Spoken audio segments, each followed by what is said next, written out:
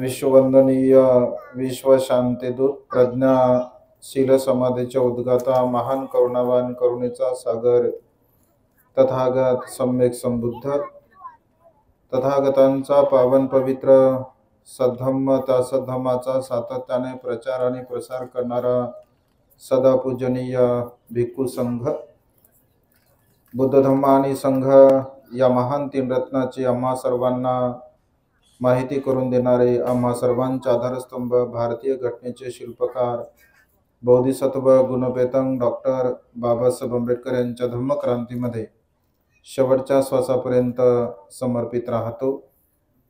आज या मंगलमय प्रसंगी या वर्षावसाच्या पवित्र अशा कालखंडामध्ये उपोषण दिनाच्या निमित्ताने आपल्या लुंबिनी बुद्धविहार उपवन गोदावरी नदीच्या किनारी अत्यंत सुंदर आणि रमणीय अशा या बुद्धविहारामध्ये दर उपोषताला या वर्षावसाच्या पवित्र अशा कालखंडामध्ये विविध भिक्खूंच्या द्वारा धम्मदेशना श्रवण करून आपल्या जीवनामध्ये अनंत आणि असीम असं पुण्य आपण संपादन करत असता। या निमित्ताने आपणा सर्वांना नेहमीच मार्गदर्शन करणारे पूजनीय भिक्खू ज्ञानरक्षितजी थेरो, उपस्थित सर्व श्रद्धासंपन्न उपासक उपासिका, त्याचप्रमाणे सातत्याने आपल्या प्युरिटी ऑफ माइंड या यूट्यूब चॅनलच्या द्वारा धम्मदेशना श्रवण करून आपल्या जीवनामध्ये अनंत आणि असीम असं पुण्य संपादन करणारे सर्व श्रद्धासंपन्न उपासक उपासिका, आपणा सर्वांच्या प्रती अनंत अनंत असीम असीम मंगल कामना मंगलमैत्रीची भावना व्यक्त करतो व तुम्हा सर्वांच्या हितासाठी, सुखासाठी आणि कल्याणासाठी तथागतांच्या श्रेष्ठ धम्मदेशनेला प्रारंभ करतो। आपण सर्वांनी शांतचित्ताने एकाग्र चित्ताने तथागतांच्या धम्मदेशनेला श्रवण करावे, ग्रहण करावे। या वर्षावसाच्या पवित्र अशा कालखंडामध्ये आपण सातत्याने वेगवेगळ्या भिक्खूंच्या द्वारा धम्मदेशना श्रवण करत असता। पूजनीय भंते ज्ञानरक्षितजी थेरो सुद्धा आपल्याला वेळोवेळी मार्गदर्शन करत असतात आणि भिक्खू सुद्धा आपल्या निमंत्रणाला अनुसरून आपल्याला मार्गदर्शन करत असतात। अत्यंत रमणीय आणि ऐतिहासिक आपलं हे विहार आहे। बाबासाहेबांच्या धर्मांतराच्या पूर्वी आपल्या या विहाराची निर्मिती झालेली आहे। चीफ इंजिनियर विल्यम मॅस्कर्निस यांनी या पुलांचं उद्घाटन केलं असं म्हटलं आहे आणि त्यावेळी हे जे काम करणारे मेयस खत्री अशा पद्धतीने ते कॉन्ट्रॅक्टर होते। 56च्या पूर्वी इंग्रजांच्या द्वारा हे विहार निर्माण केलेला आहे आणि त्यामुळे खरं तर भारत देशामध्ये बुद्ध तत्वज्ञानाचं पुनर्जीवन जर कोणी केलं असेल तर ते म्हणजे इंग्रजांच्या अथक परिश्रमाने ते निर्माण केलं गेलं आहे। जेवढे काही ऐतिहासिक स्थळ आहे आपले, त्या ऐतिहासिक स्थळांचं उत्खनन सुद्धा त्यांनीच केलं आणि त्यामुळे आज बघा नव्याने भारतामध्ये बुद्धांचं तत्वज्ञान, बुद्धांचे अवशेष पुन्हा आपल्याला पाहायला मिळतात आणि त्यामुळे त्यांचे अनंत आणि असीम असे उपकार आपल्यावरती आहे आणि त्यामुळे हे ऐतिहासिक आपलं विहार आहे। या ऐतिहासिक विहारामध्ये तिसऱ्यांदा आम्ही भेट देतो। म्हणजे मी नेहमी सांगत असतो, पण त्यांना सुद्धा माहिती आल्या मी सांगितलं की 2004ला मी आलो होतो, जे कदाचित तेव्हा ओळख सुद्धा नसेल आणि मला एकदम नवीन होतो मी तेव्हा, फक्त 2 महिने मला प्रवज्जा घेऊन झाले होते। आपल्यावरती अनुकंपा करणारे म्हणजे सर्वच आमच्या भिक्खूवरती अनुकंपा करणारे आमचे सत्यपाल भंतेजी प्राध्यापक डॉक्टर एम सत्यपालजी महाथेरो यांनी मला पाठवलं होतं, जे 2004ला।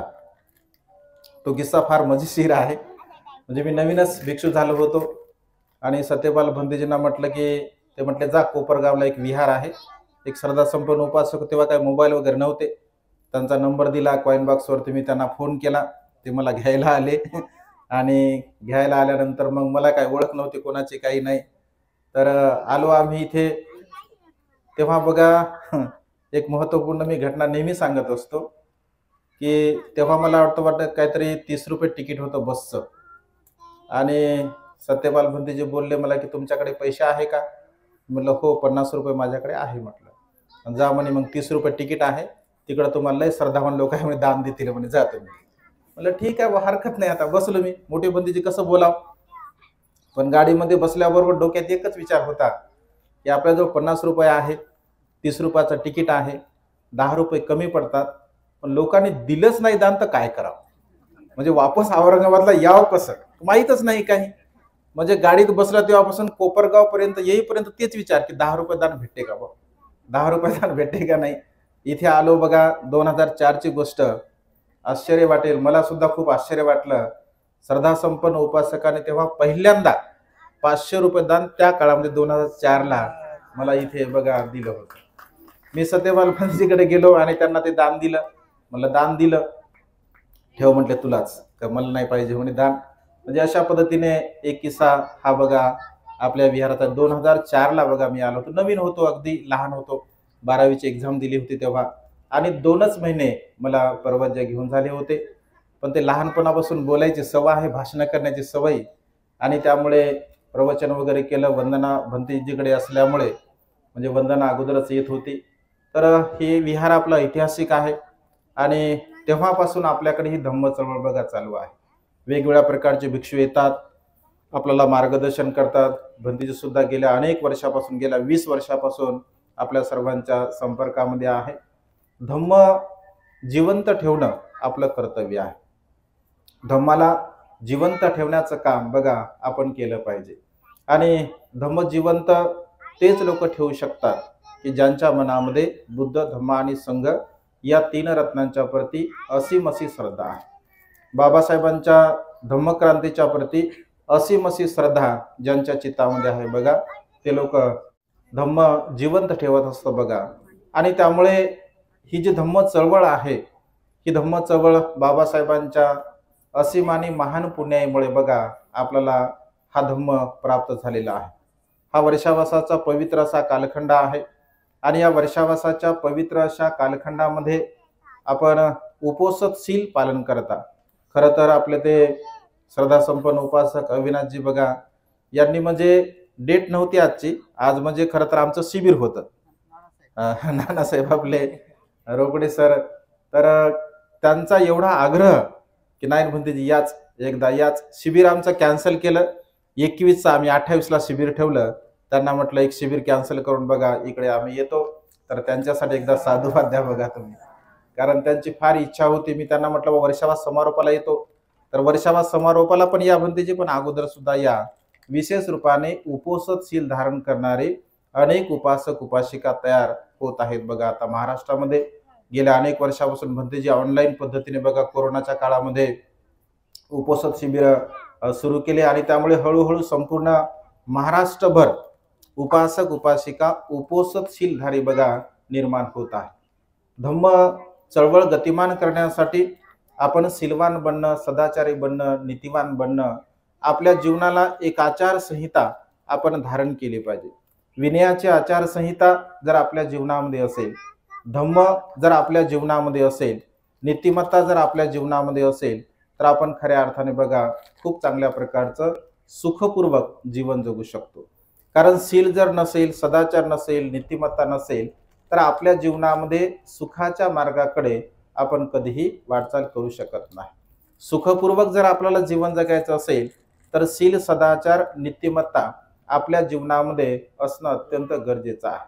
5 शीलाचं तर आपण नेहमीच आचरण करतो, नेहमीच अनुसरण करत असतो, परंतु उपोषत शीलाच्या निमित्ताने, उपोषत दिनाच्या निमित्ताने आपण आर्य उपोषतशील धारण करत असतो. बरेच उपासकांनी आज उपोषतशील धारण केलं, कारण उपोषतशीलाचं अनंत आणि असीम असं पुण्यकर्म बघा आपल्या जीवनामध्ये आपल्याला प्राप्त होत असते. उपोषतशील पालन केल्यामुळे आपल्याला आयुष्याचा लाभ होत असतो, आपल्याला वर्णाचा लाभ होतो, आपल्याला बलाचा लाभ होतो, आपल्याला सुखाचा लाभ होत असतो. आयुष्य, वर्ण, सुख आणि बल ह्या 4 गोष्टी उपोषतशील पालन केल्यामुळे, उपोषतशील धारण केल्यामुळे आपल्या जीवनामध्ये आपल्याला प्राप्त होत असतात.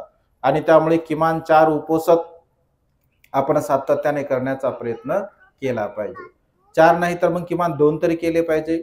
2 नाही तर किमान 1 तरी आपण केलं पाहिजे. काटेकोरपणे त्या उपवासशीलाचं आपण पालन केलं पाहिजे आणि दिवसभर आपण या रमणीय अशा नैसर्गिक रम्य अशा वातावरणामध्ये राहता उपवासशीलाचं पालन करता आणि त्यामुळे आपला संपूर्ण दिवस धम्मचिंतनामध्ये त्या दिवशी आपण घालवायचा असतो. ज्या दिवशी आपलं उपवासशील आहे त्या दिवशी संपूर्ण दिवस धम्मचिंतनामध्ये आपण घालवण्याचा प्रयत्न केला पाहिजे आणि त्यामुळे एक जीवनाची आचारसंहिता आपल्यामध्ये असणं अत्यंत गरजेचं आहे. थोकं थोकं पुण्य करोती असं भगवंतांनी म्हटलं आहे. म्हणजे थोड्या थोड्या पुण्याचा संचय आपण आपल्या जीवनामध्ये केला पाहिजे, कारण पुण्याच्या संचयाशिवाय मनुष्याचं जीवन बघा सुखाच्या मार्गाकडे आपण कधीही नेऊ शकत नाही आणि त्यामुळे पुण्याचा संचय असणं अत्यंत गरजेचं आहे. मनुष्याच्या जीवनामध्ये कधी केव्हा कुठे कसला प्रसंग उत्पन्न होईल किंवा मनुष्याच्या जीवनामध्ये कधी कुठलं संकट उत्पन्न होईल हे आपण कधीही बघा सांगू शकत नाही आणि त्यामुळे जीवनामध्ये उत्पन्न होणारे जे संकट असतात या उत्पन्न होणाऱ्या सर्व प्रकारच्या संकटावरती जर आपल्याला मात करायची असेल तर ते पुण्यकर्म आपलं असणं अत्यंत गरजेचं आहे. शील सदाचार नीतिमत्ता जर आपल्या जीवनामध्ये असेल, आपल्या जीवनाची आचारसंहिता परिशुद्ध मार्गाने असेल, निर्मळ मार्गाने असेल तर बघा आपल्या जीवनामध्ये येणारे असंख्य संकट पूर्णपणे आपण नष्ट करू शकतो.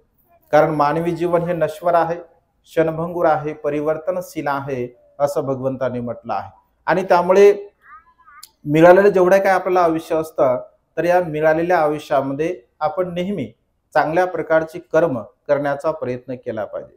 कारण मनुष्याच्या जीवनाचा भरोसा नाही. भगवंत असे म्हणतात की क्षणभंगूर हे मनुष्याचं जीवन आहे. कधी केव्हा कुठे काय होईल हे कधी सांगता येत नाही. कधी मनुष्याच्या जीवनामध्ये कोणतं संकट येईल हे काही सांगता येत नाही. कारण मनुष्य आशावादी आहे आणि मनुष्याला असं वाटतं की मला एवढं आयुष्य लाभणार आहे, मी अत्यंत बलवान आहे, मी अत्यंत स्ट्रॉंग आहे आणि त्यामुळे माझ्यावरती कुठल्याही प्रकारचं संकट येणार नाही अशा प्रकारची एक भावना मनुष्याच्या जीवनामध्ये असते.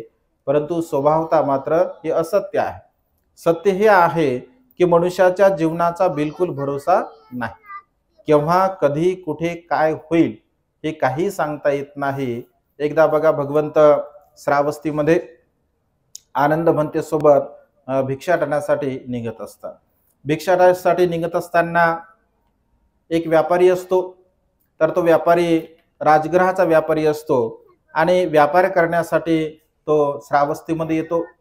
अचानकपणे पावसाला सुरुवात होते, पाऊस सुरू होतो आणि पाऊस सुरू झाल्यानंतर तो असा विचार करतो की अरे आता तर पाऊस सुरू झाला, पावसाळ्याचे दिवस सुद्धा लवकरच सुरू झाले आणि त्यामुळे मी एवढं मोठं माझं साहित्य घेऊन आलो व्यापार करण्यासाठी, तर आता काय व्यापार होणार नाही.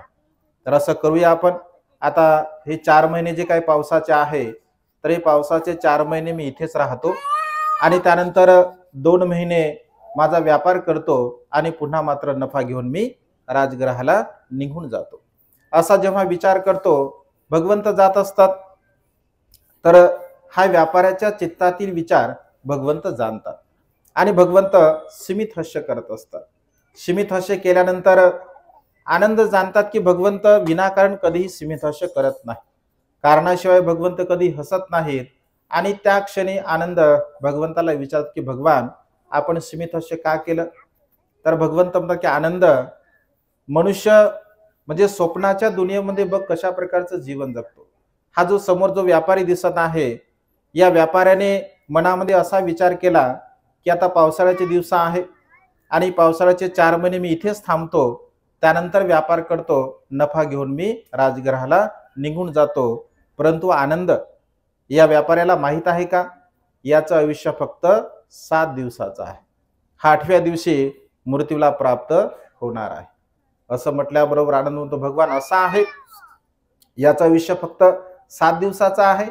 तर भगवंत म्हणतात की हो आनंद, याचं आयुष्य फक्त 7 दिवसाचं आहे. मग काय करायला पाहिजे भगवान. भगवंत आनंद त्याला जाऊन सांगतो. तो त्याच्याकडे जातो, आनंद म्हणते त्यांच्याकडे जातात आणि त्यांना म्हणतात की काय करत आहात तुम्ही. तर तो व्यापारी पूर्ण सांगतो की आता पावसाळ्याचे दिवस सुरू झाले, मी 4 महिन्यापर्यंत इथे थांबणार आहे, त्यानंतर व्यापार करेल आणि पुन्हा नफा घेऊन माझ्या गावी मी निघून जाईल. तेव्हा आनंद असे म्हणतात की अरे तुला माहित आहे का की एवढे दिवसापर्यंत तू जगणार आहे, एवढ्या महिन्यापर्यंत तू जगणार आहे, तुला असं माहित आहे का? तर तो म्हणतो हो, मी तर जगणारच आहे, मला काय झालं, मी एकदम म्हणजे माझं आरोग्य एकदम चांगलं आहे, मला कुठल्याही प्रकारचा आजार नाही आहे. तर आनंद म्हणतात की तू केवळ 7 दिवसाचा सोबती आहे, केवळ तुझं आयुष्य 7 दिवसाचा आहे, 8व्या दिवशी मात्र तू मृत्यूला प्राप्त होणार आहे. असं म्हटल्याबरोबर काय वाटेल बरं त्याला? जसं समजून घ्या तुम्हाला असं कळालं की आता तुमचं आयुष्य फक्त 7च दिवसाचं आहे. काय करसाल तुम्ही? काय म्हणजे काय वाटेल? असं सांगलं समजून घ्या किंवा तुमचं आयुष्य किंवा डॉक्टरने तुम्हाला सांगितलं की आता तुम्ही फक्त 7च दिवस जगणार आहात, 8व्या दिवशी तुम्ही मरणार आहात, असं जर आपल्याला कळालं समजून घ्या, तर आपण काय करेल? पहिले तर रडेल आपण, आहे की नाही? म्हणजे 7 दिवस लोक रडून काढतील की अरे आपण तर आता मरणार आहोत, 7 दिवसाचं आपलं आयुष्य आहे. मग लोक रडतील, हळव्या मनाचे लोक रडतील, एक ना आक्रोश करतील, वेगवेगळ्या प्रकारचं बोलून आक्रोश करतील, रडतील.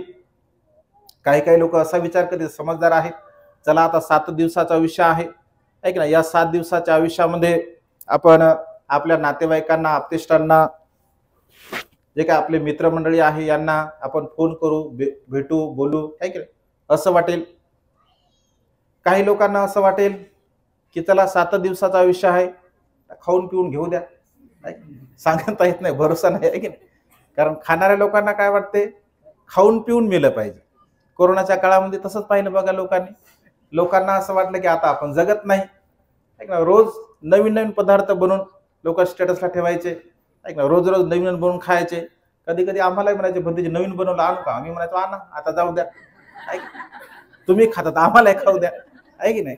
म्हणजे एवढं बघा लोक खाण्यावर भर होता लोकांचा कोरोनाच्या काळामध्ये.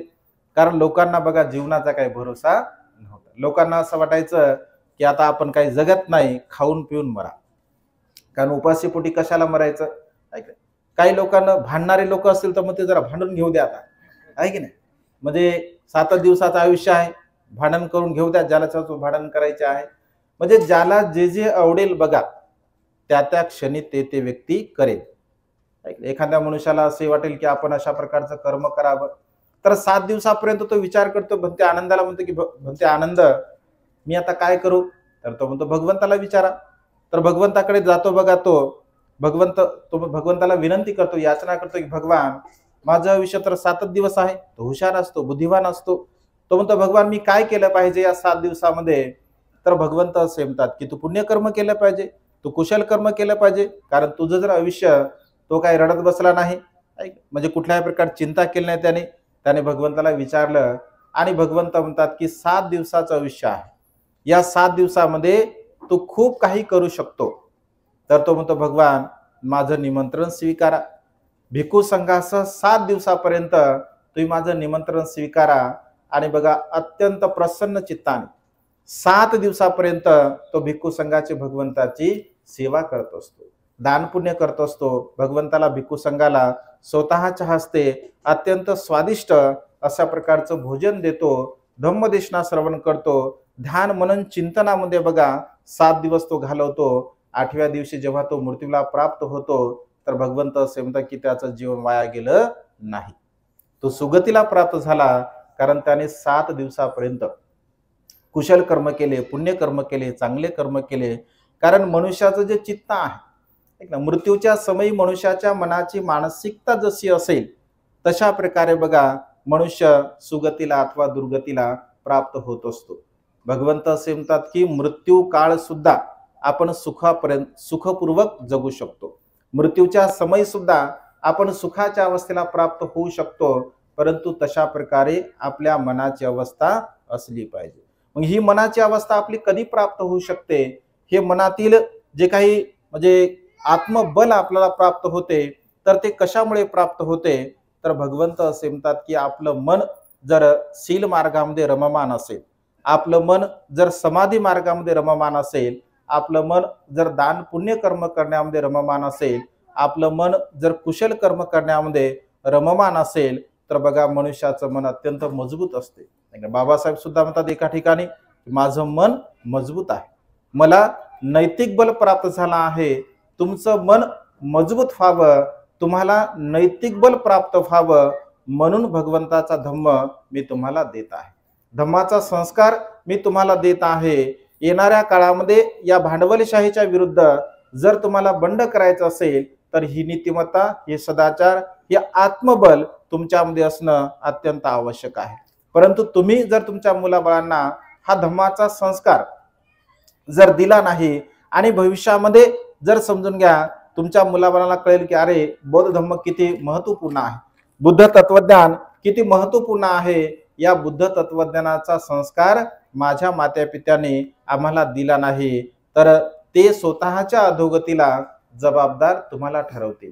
परंतु जर तुम्ही तुमच्या मुलाबाळांवरती योग्य प्रकारचा धम्म संस्कार दिला आणि जेव्हा केव्हा ते मोठे होतील त्यांना समजेल की अरे बुद्ध तत्वज्ञान किती महत्त्वपूर्ण आहे, हा महत्त्वपूर्ण धम्म संस्कार आमच्या मातापित्याने आम्हाला दिला, तर तुम्हाला बघा ते धन्यवाद देतील। आणि त्यामुळे आपल्यावरती धम्माचे संस्कार तर आपण केलेच पाहिजे, परंतु आपल्या मुलांवरती सुद्धा आपण धम्माचे संस्कार केले पाहिजे। आणि म्हणून बाबासाहेबांनी शेवटच्या भाषणामध्ये बघा सारनाथला म्हटलं की नवोदित जे काही बौद्ध आहे, नवबौद्ध अनुयायी आहेत, तर त्यांनी दर रविवारी का होईना एकत्रपणे आपण सहकुटुंबासह सहपरिवारासह विहारामध्ये गेलं पाहिजे, असं बाबासाहेबांचं वचन आहे। परिवारासह विहारामध्ये गेलं पाहिजे असं बाबासाहेबांनी बघा म्हटलं आहे। परंतु शोकांतिका आहे बघा, सहपरिवारासह कोणी विहारामध्ये बघा येत नाही, आपले मुलं बाळ घरीच राहतात आणि आपण विहारामध्ये येत असतो। खरे धम्म संस्कार आपल्या मुलांवरती देणं काळाची गरज आहे। येणाऱ्या पिढीला धम्म संस्कारित करणं ही काळाची गरज आहे आणि त्यामुळे धम्म आचार संहिता आपल्या जीवनामध्ये आपण निर्माण करण्याचा प्रयत्न केला पाहिजे। त्यासाठी बुद्ध, धम्म आणि संघ या तीन रत्नावरती दृढ अशी आपली श्रद्धा असली पाहिजे। तीन रत्नांच्या व्यतिरिक्त अन्य कोणत्याही प्रकारचं माझं श्रद्धास्थान नाही, अशा प्रकारची भावना आपल्या मनामध्ये आपण निर्माण केली पाहिजे। नथी मे शरणं अय्यं, बुद्धो मे शरणं वरं, धम्मो मे शरणं वरं, संघो मे शरणं वरं, एतेन सच्चवज्जेन होतु मे जय मंगलम। बुद्धाशिवाय, धम्माशिवाय आणि संघाशिवाय माझं कोणत्याही प्रकारचं श्रद्धास्थान नाही, अशा प्रकारचा एक दृढ संकल्प आपण आपल्या जीवनामध्ये केला पाहिजे। श्रद्धा ही अत्यंत मजबूत असावी, इंद्रखिलाप्रमाणे श्रद्धा असावी असं भगवंतांनी म्हटलं आहे। श्रद्धा ही ढळमळीत नसावी, कारण अनेक बघा आता वर्तमान काळामध्ये म्हणजे वेगवेगळ्या प्रकारची लोक वेगवेगळ्या मार्गाने बुद्ध स्वीकारण्याचा प्रयत्न करतात बघा। जशा प्रकारचा प्रसंग असेल तशा प्रकारे बुद्धाला स्वीकारलं जातं, परंतु त्यामुळे मनुष्याचं कुशल कर्म होत नाही, मनुष्याचं पुण्यकर्म होत नाही। कारण तीन रत्नांच्या प्रती जर आपली श्रद्धा नसेल, बौद्ध साहित्यामध्ये असंख्य उदाहरण बघा आपल्याला पाहायला मिळतात। भगवंत जेव्हा देशना देतात, देशना दिल्यानंतर श्रद्धासंपन्न उपासक आपल्या श्रद्धेतून भगवंताच्या देशनेवर प्रभावित होतात आणि म्हणतात की भगवान आजपासून मी बुद्धाला शरण जातो, आजपासून मी धम्माला शरण जातो, आजपासून मी संघाला शरण जातो। भगवान अजीवनपर्यंत तीन रत्नाचा शरणागत उपासक म्हणून माझा स्वीकार करावा। अशा प्रकारे बघा अनेक सुत्ताच्या पूर्वी म्हणजे शेवटी अशा प्रकारच्या उपासकांचा अभिप्राय आपल्याला पाहायला मिळतो। आणि त्यामुळे मनुष्याच्या जीवनामध्ये तीन रत्नाचं शरणस्थान असणं अत्यंत गरजेचं आहे। आता उत्सवाच्या निमित्ताने बघा तीन रत्नाची सुद्धा सेवा करतात लोक। आता मी जळगाव जिल्ह्यामध्ये काम करतो, बंदी सुद्धा अनेक वेळा तिकडे येतात बघा। तर म्हणजे जिथे विहारामध्ये लोक येतात, जे बऱ्याच ठिकाणी, केवळ जळगावमध्येच नाही आहे तर बऱ्याच ठिकाणी जे जे लोक विहारामध्ये येतात किंवा 14 एप्रिलचं जे काही काम आपले तरुण मंडळी करतात किंवा उपासक करतात, म्हणजे जे बघा 14 एप्रिलच्या मंडळाचे अध्यक्ष असतात, 14 एप्रिलच्या मंडळाचे अध्यक्ष जे आपली तरुण मंडळी असतात तीच गणपतीच्या उत्सवाचे अध्यक्ष असतात। सत्यता आहे की नाही? 14 एप्रिलच्या जी काही समिती आहे त्या समितीचे अध्यक्ष आपले मुलं असतात, तेच मुलं मात्र गणपतीच्या मंडळाचे सुद्धा अध्यक्ष असतात। म्हणजे एकीकडे 14 एप्रिल अत्यंत उत्साहामध्ये साजरी करायची, बाबासाहेबांची एप्रिल अत्यंत उत्साहामध्ये साजरी करायची, आणि दुसरीकडे बघा अशाही प्रकारचं काम करायचं, कारण बाबासाहेबांनी 22% दिल्या. म्हणजे बौद्ध धम्माची दीक्षा देत असताना बाबासाहेबांनी आवर्जून, तसं तर धम्म दीक्षेचे 2 प्रकार आहे, एक तर भिक्षूंची आणि उपासकांची धम्म दीक्षा असते. 3 रत्नांचं शरण ग्रहण केलं की दीक्षा होते. त्यानंतर पंचशिलावर दीक्षा झालेली आहे. म्हणजे 3 रत्न ही अत्यंत महत्वाचे आहे.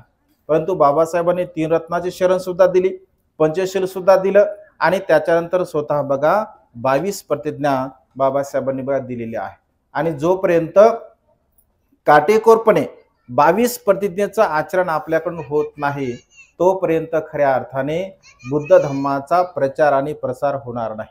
आणि त्यामुळे बघा 22 प्रतिज्ञाचं आचरण करणं सुद्धा आपल्या जीवनामध्ये अत्यंत महत्त्वपूर्ण आहे.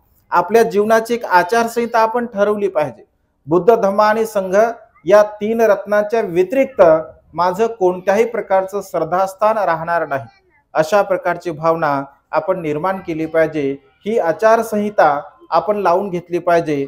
5 शिलाचं आचरण मी माझ्या जीवनामध्ये काटेकोरपणे करेल, 8 शिलाचं पालन मी माझ्या जीवनामध्ये काटेकोरपणे करेल, अशा प्रकारची जीवनाला एक आचारसंहिता बघा आपण लावून घेण्याचा प्रयत्न केला पाहिजे. कारण जोपर्यंत विनयशीलता आचारसंहिता आपल्या जीवनामध्ये नसेल, तोपर्यंत खऱ्या अर्थाने धम्माचं आचरण आपण करू शकत नाही. मनुष्याचं जीवन बघा अत्यंत क्षणभंगूर आहे. कधी केव्हा कुठे काय होईल हे आपण सांगू शकत नाही. आणि त्यामुळे मिळालेल्या आयुष्यामध्ये आपण खूप चांगल्या प्रकारचं कुशल कर्म, पुण्यकर्म करण्याचा प्रयत्न केला पाहिजे बघा. कारण मानवी जीवन क्षणभंगूर आहे असं भगवंतांनी म्हटलं आहे. बाबासाहेबांच्या असीम पुण्यामुळे हा धम्म आपल्याला प्राप्त झालेला आहे. आणि त्यामुळे व्यवहारिकता सुद्धा भगवंतांनी सांगितली. कारण सुखपूर्वक जीवन जगण्यासाठी काही तत्व, काही सिद्धांत आपण धारण केले पाहिजे. प्रथमतः बुद्ध धम्म संघ या 3 रत्नाचं शरण आपण ग्रहण केलं पाहिजे. पंचशील काटेकोरपणे आपल्या जीवनामध्ये आपण पालन केलं पाहिजे. कारण जोपर्यंत आपल्या जीवनाचा पाया, जे शिलाचा पाया, सदाचाराचा पाया, नीतिपत्तेचा पाया जोपर्यंत मजबूत राहणार नाही, तोपर्यंत आपण सुखाची अपेक्षा कधीही करू नये. मनुष्य जोपर्यंत शिलाचं पालन करत नाही, तोपर्यंत कधीही सुखाला प्राप्त करू शकत नाही. आणि त्यामुळे आपल्या जीवनामध्ये सुख प्राप्त करून देण्यासाठी शिलाचा पाया असणं, मजबूत असणं अत्यंत बघा गरजेचं आहे.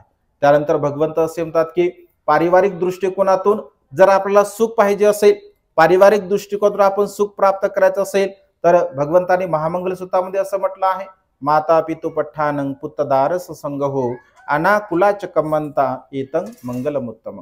आई वडिलांची आपण सेवा केली पाहिजे. मुलाबाळांचा योग्य प्रकारचा आपण सांभाळ केला पाहिजे.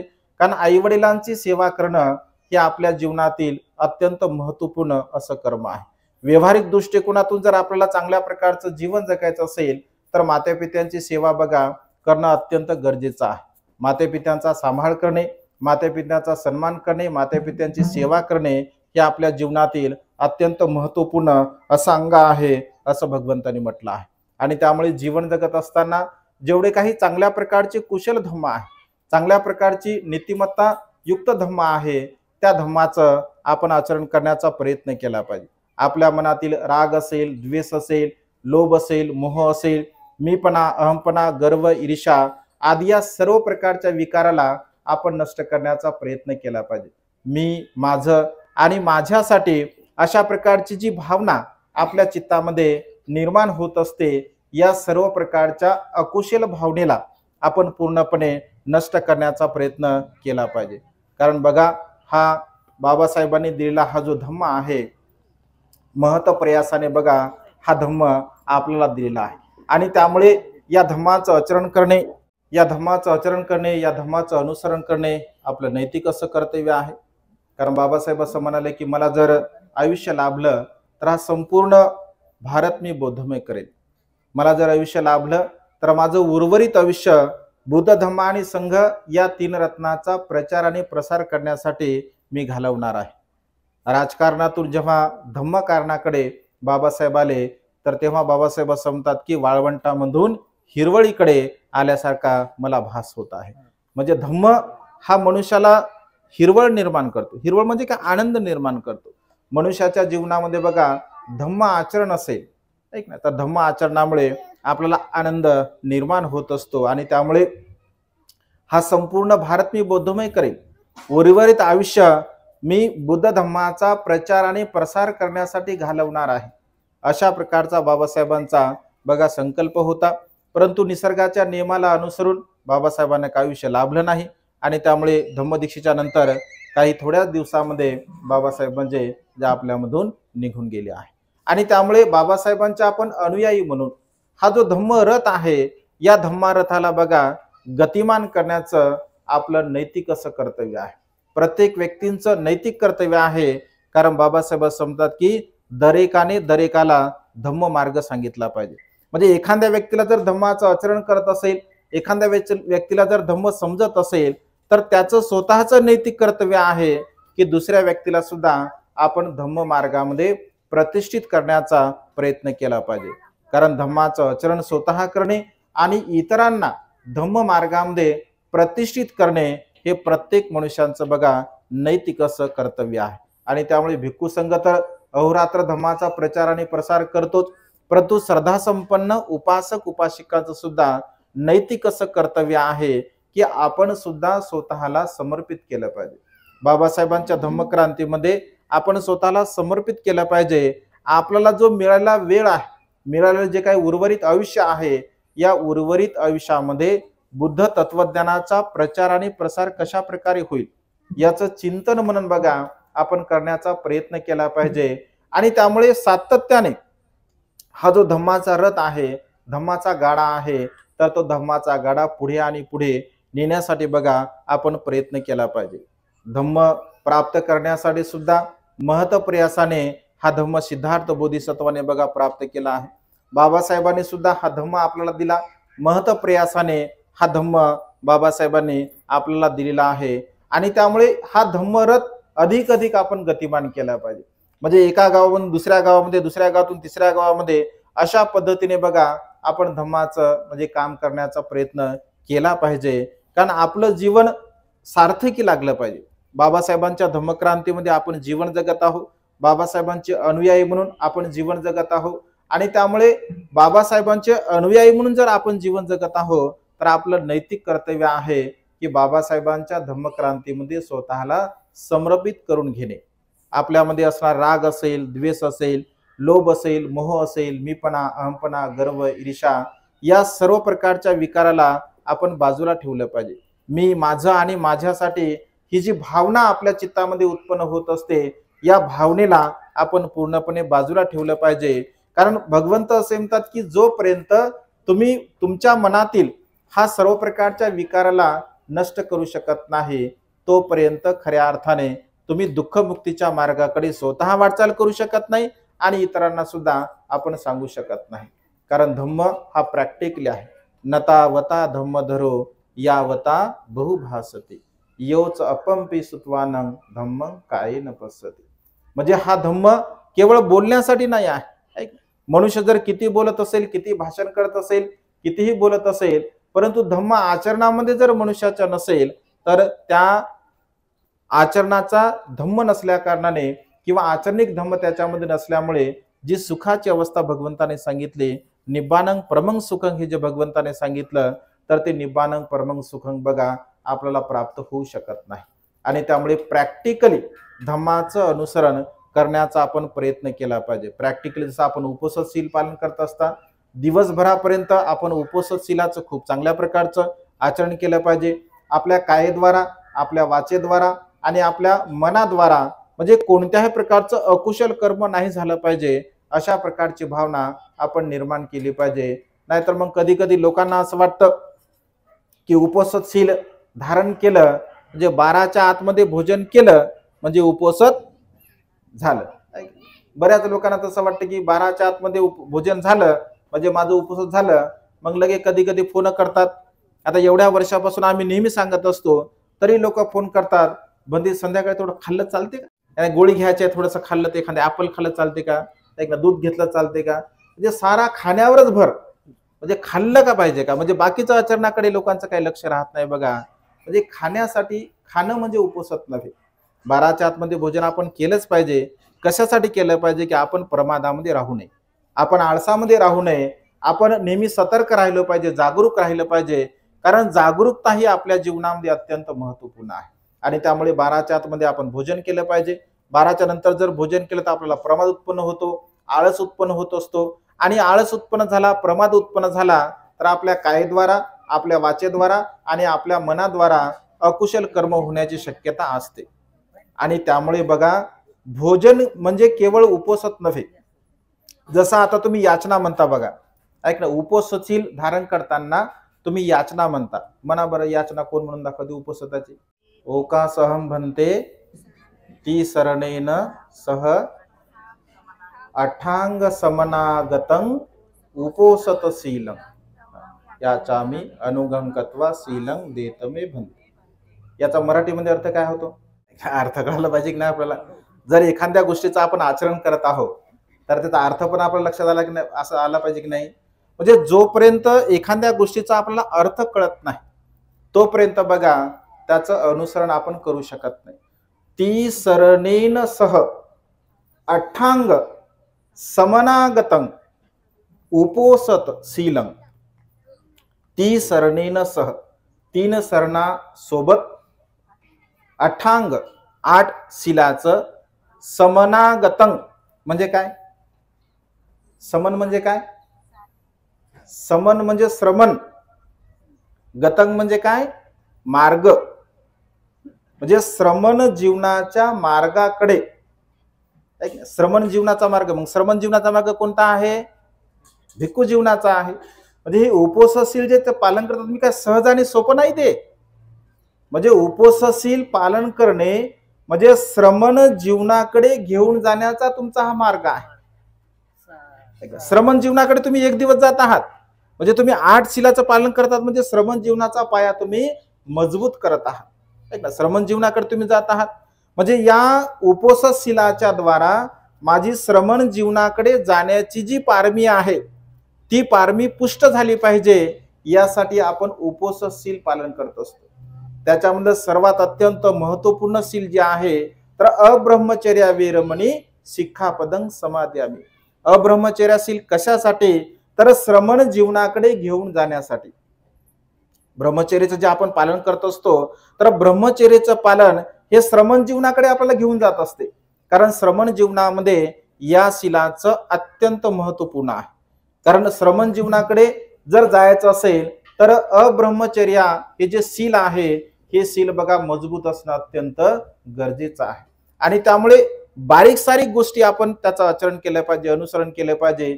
शीलाला आपण योग्य प्रकारचं धारण केलं पाहिजे, समजून घेतलं पाहिजे. माता विशाखा बघा वयाच्या 7व्या वर्षापासून 120 वर्षापर्यंत उपवास शीलाचं पालन करत होते. वयाच्या 7व्या वर्षी पहिल्यांदा बद्रीनगर मध्ये जेव्हा आपल्या आजोबासह मेंढक श्रेष्ठीसह जेव्हा ती जाते तर तिच्या चर्येला अनुसरून भगवंत उपदेश करतात. उपदेशामध्ये पहिल्याच उपदेशामध्ये माता विशाखा श्रोतापन्न होत असते. तेव्हापासून 120 वर्षापर्यंत माता विशाखा उपवास शीलाचं काटेकोरपणे पालन करत असते. आणि म्हणून तर माता विशाखेला 4 गोष्टीची प्राप्ती होती. ऐक ना, आयुष्य, वर्ण, सुख आणि बल. 120 वर्षाची माता विशाखा जेव्हा विहारामध्ये जात असे नातीपुतीसह, तर असं म्हटलं आहे साहित्यामध्ये, असा उल्लेख आहे की 16 वर्षाच्या तरुणीसारखं माता विशाखेचं सौंदर्य 120 वर्षाचं असताना होते. म्हणजे 120 वर्षाची माता विशाखा असते पण 16 वर्षाच्या तरुणीसारखं तिचं सौंदर्य असते. 20 मुलाची माता असते तरी सुद्धा एवढी सुंदर असते. हे कशामुळे प्राप्त होत असते? भगवंत असे म्हणतात की उपवासशील पालन केल्यामुळे आपल्या जीवनामध्ये या 4 गोष्टी प्राप्त होत असतात. कोणाला नको आहे आयुष्य, कोणाला नको आहे सुख, कोणाला नको आहे बल, कोणाला नको आहे वर्ण सतेज. म्हणजे आपल्याला आयुष्य, वर्ण, सुख आणि बल हवा आहे. तर या उपवासशीलाचं आपण काटेकोरपणे पालन केलं पाहिजे. आपल्याला आयुष्याचा लाभ झाला पाहिजे.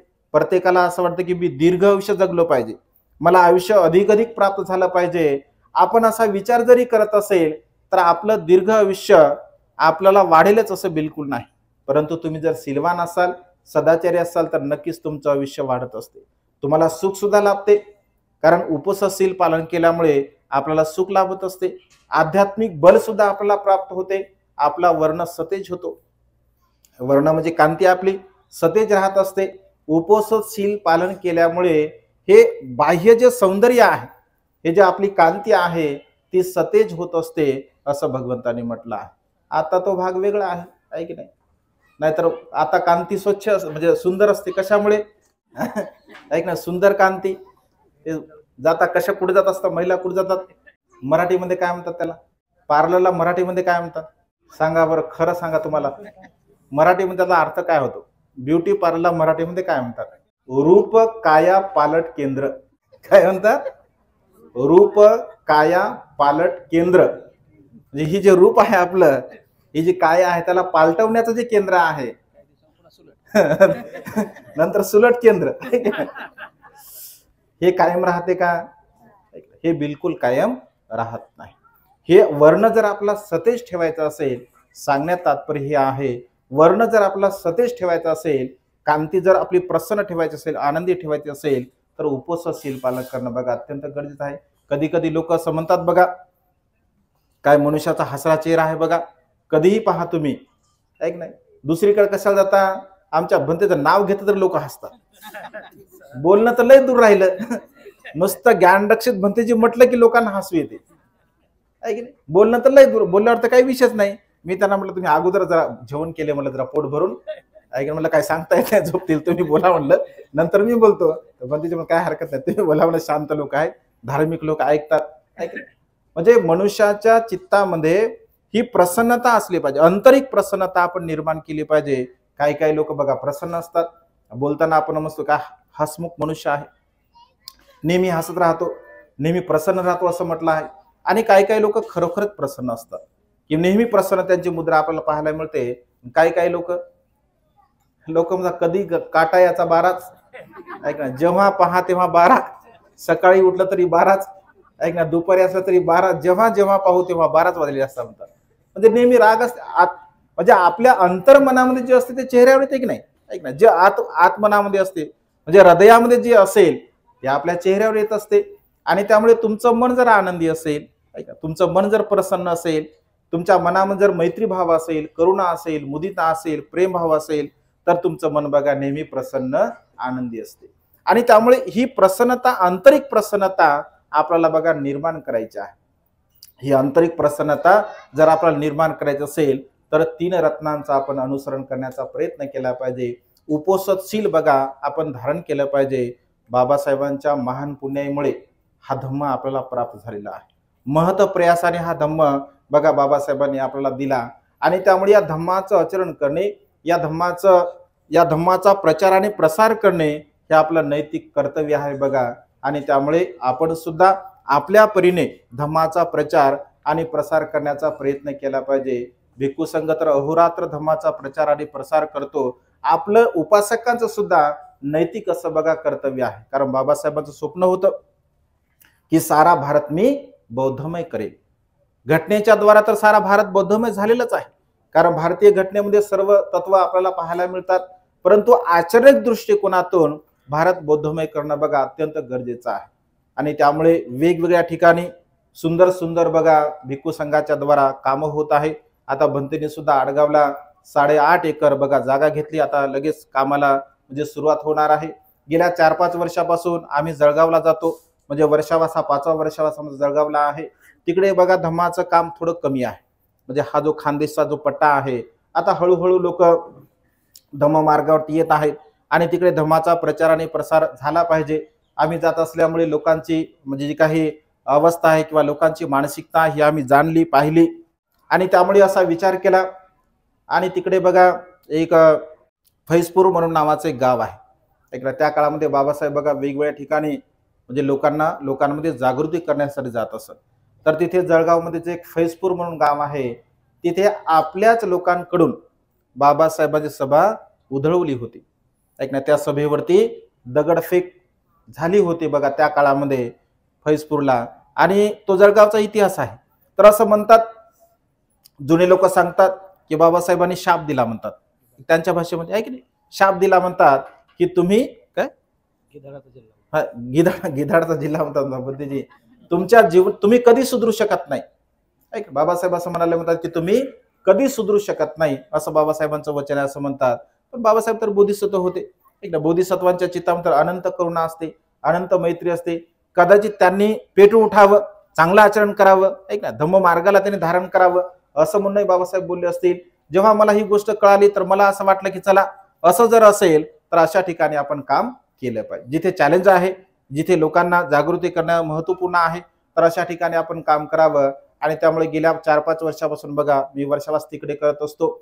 श्रद्धा संपन्न उपासक उपासिकांसोबत चर्चा केली आणि आता बघा सध्या आम्ही एक मोठं सेंटर त्या भागामध्ये निर्माण करण्याचा संकल्प केला आहे. 16.5 एकर जागा बघा आपण म्हणजे खरेदी केलेली आहे. 16.5 एकर जागेची डील आपण केलेली आहे. 8 लाख रुपये आपण काल परवाच 2 दिवसापूर्वी त्यांना दिले आणि 1 वर्षाचा कालावधी आहे. आपले श्रद्धा संपन्न उपासक आहेत. 1,20,00,000 आपण ती जागा म्हणजे खरेदी केलेली आहे, विकत घेतलेली आहे. कारण तिथे भविष्यामध्ये भिक्खू ट्रेनिंग सेंटर असावं, कारण वेगवेगळ्या भागामध्ये भिक्खू ट्रेनिंग सेंटर असले पाहिजे. आता बाबा म्हणले आता भिक्खू निवासलंही चांगलं झालं म्हणे, आम्हाला एक चांगलं भिक्षू द्या म्हणे. तर म्हटलं बघू, देऊ चांगला भिक्षू. आणि लोकांना चांगलाच भिक्षू पाहिजे आहे की नाही, कारण चांगला भिक्षू असेल धम्माचा प्रचार आणि प्रसार होते. आणि लोकांना सामनेर बनवतात लोक. कोणते बनवतात? भंती जरा हा लय बंड आहे म्हणतात, त्याला जरा घेऊन जा तुमच्याकडे. म्हणजे सामनेर जे बनवतात ते सारे बंड बनवतात. आणि अपेक्षा काय करतो आपण की आम्हाला चांगला भिक्षू पाहिजे. ऐक ना, चांगला भिक्षू पाहिजे तर मग चांगले मुलं पण दिले पाहिजे, चांगले मुलं दान दिले पाहिजे. आता चांगले मुलं जर दान दिले तर चांगले भिक्षू बनतील. तसे आमच्याकडे तुम्ही कसे दिले तर आम्ही त्याला चांगलं बनवतो, कारण ते आमच्याकडे ते टेक्निकल आहे. पण मुलं दान दिले पाहिजे. ऐक ना, जोपर्यंत तुम्ही मुलं दान देणार नाही, जोपर्यंत तुम्ही सम्राट अशोकांचा आदर्श घेणार नाही, ऐक ना, आपले मुलं आपले पुत्र दान देणार नाही, तोपर्यंत बघा भिक्षू काय वाढणार नाहीत. आणि त्यामुळे आपण पैसा तर दान देतोच, आपण विहार तर निर्माण करतोच, आपण कुट्या तर निर्माण करतोच. श्रीलंकेची परंपरा आपण आता जोपासली पाहिजे. थायलंडची परंपरा आता आपण जोपासली पाहिजे. आपल्या परिवारातील एक व्यक्ती आपण भिक्षू म्हणून बघा भिक्खू संघामध्ये सुद्धा सम्मिलित केला पाहिजे. आणि अशा पद्धतीने जर भिक्खूंची संख्या वाढेल तर वेगवेगळ्या प्रकारे बघा भिक्षू निर्माण होतील. धम्माचा प्रचार आणि प्रसार खूप चांगल्या प्रकारे होईल. तिथे आपण वृद्धाश्रम सुद्धा, अनाथ आश्रम सुद्धा निर्माण करणार आहोत. भिक्खू ट्रेनिंग सेंटर आपला मुख्य पर्पज आहे, कारण त्या भागामध्ये 4-5-10 भिक्षू निर्माण होतील. त्या परिसरामध्ये धम्माचा प्रचार आणि प्रसार करतील. अशा या दृष्टिकोनातून म्हणजे वेगवेगळ्या प्रकारचे संकल्प आहेत, प्रोजेक्ट आहेत. तर ते प्रोजेक्ट आपण उभे करण्याचा संकल्प करत आहोत.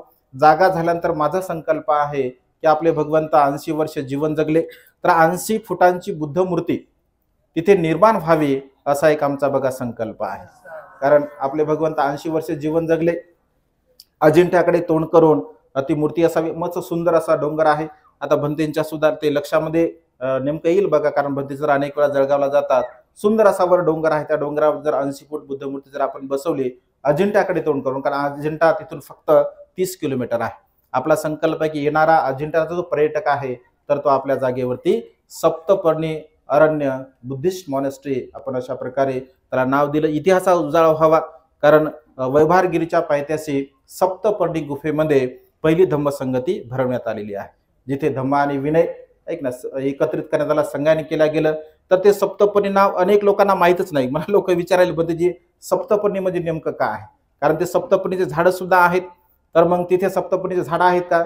मी म्हटलं तसं नाही आहे. तर सप्तपर्णी गुफेमध्ये पहिल्यांदा धम्म संगायन झालं आणि तो इतिहास पुन्हा उजाळा त्याला व्हावा या दृष्टिकोनात आपण त्याला सप्तपर्णी अरण्य बुद्धिस्ट मॉनेस्ट्री अशा प्रकारचं नाव दिलं. तर वेगवेगळ्या प्रकारचे प्रोजेक्ट त्या ठिकाणी आपण उभे करत आहोत. अनेक लोकांना मी आवाहन केलं की मग लोक म्हणले की भंतेजी हा पैसा कसा उभा करणार तुम्ही? म्हटलं फार सोपी गोष्ट आहे. म्हणजे पैसा उभा करणं म्हणजे काय फार मोठी गोष्ट नाही. 1,20,00,000 रुपये निर्माण करायचे. मी म्हटलं एका उपासकाने जर असा संकल्प केला की या कामासाठी आपल्याला फक्त 10,000 रुपये द्यायचे आहे. मी लोकांना आवाहन केलं की फक्त तुम्ही 10,000 रुपये मला या कामासाठी द्या. 10,000 रुपये देणारे 1200 लोक जर तयार झाले तर 1,20,00,000 रुपये तयार झाले. आणि 1200 लोक साऱ्या महाराष्ट्रामध्ये, म्हणलं माझ्या मोबाईलमध्येच 5,000 कॉन्टॅक्ट आहे. 5,000 म्हणले 1200 लोक तयार होत नाहीत म्हणजे काय, नक्कीच तयार होतील. म्हटलं फार काही मोठी गोष्ट नाही आहे. आपण जर प्रामाणिकपणे जर काम केलं, आमच्या भिंतीने 80-90 लाखाची आता जागा घेते श्रद्धा संपन्न उपासक उपासिकांच्या दानबलावरती लोक देतात बघा. श्रद्धेनं जर आपण केलं तर लोक नक्कीच आपल्याला दान देत असतात. आणि त्यामुळे हे बाबासाहेबांच्या धम्मक्रांतीमध्ये आपल्याला फार मोठं काम करायचं आहे. आणि त्यामुळे आपण सुद्धा फुल नाही फुलाची पाकळी या प्रोजेक्टसाठी दान करावं असा माझा म्हणजे संकल्प आहे, असा विश्वास आहे. आणि त्यामुळे सातत्याने जिथे जिथे कुठे आपलं विहाराचं काम भविष्यामध्ये आपल्याला करायचं आहे, आता बोरचं काम करायचं आहे, म्हणजे धम्म कार्य जर होत असेल तर आपण तिथे दान पुण्य केलंच पाहिजे. बाबासाहेब तर म्हणाले की 20वा हिस्सा तुम्ही धम्म कार्यासाठी दान दिला पाहिजे. आपण तर 1% देत नाही का. बाबासाहेबांनी तर 20वा हिस्सा आपल्याला सांगितला आहे.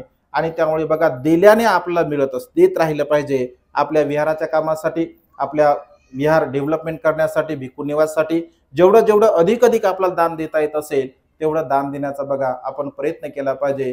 कारण दान हेच आपल्या म्हणजे सुगतीचा पाया आहे.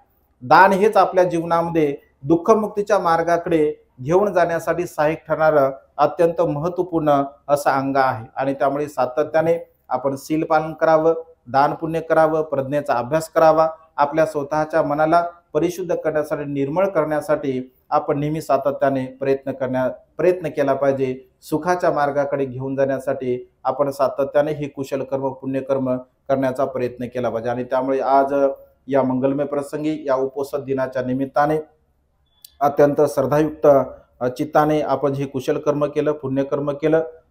मोरे परिवाराने बघा तुम्हा सर्वांना आज हे भोजनदान सुद्धा दिलं. या संपूर्ण कुशल कर्माच्या बलाने, पुण्यकर्माच्या बलाने संपूर्ण मोरे परिवारांना व तुम्हा सर्वांना सुद्धा तुमच्या जीवनामध्ये सुख, समाधान, आयुष्य, वर्ण आणि बल प्राप्त हो. तुम्हा सर्वांच्या इच्छा आणि आकांक्षा ढगातून मुक्त झालेल्या शीतल चंद्रमाप्रमाणे पूर्णत्वात जाओ अशा प्रकारची मंगलमय आणि उदात्त कामना या ठिकाणी व्यक्त करून ही धम्मदेशना संपन्न करतो. सर्वांचं मंगल हो, सर्वांचं कल्याण हो, सर्वांना दीर्घायुष्य लाभो.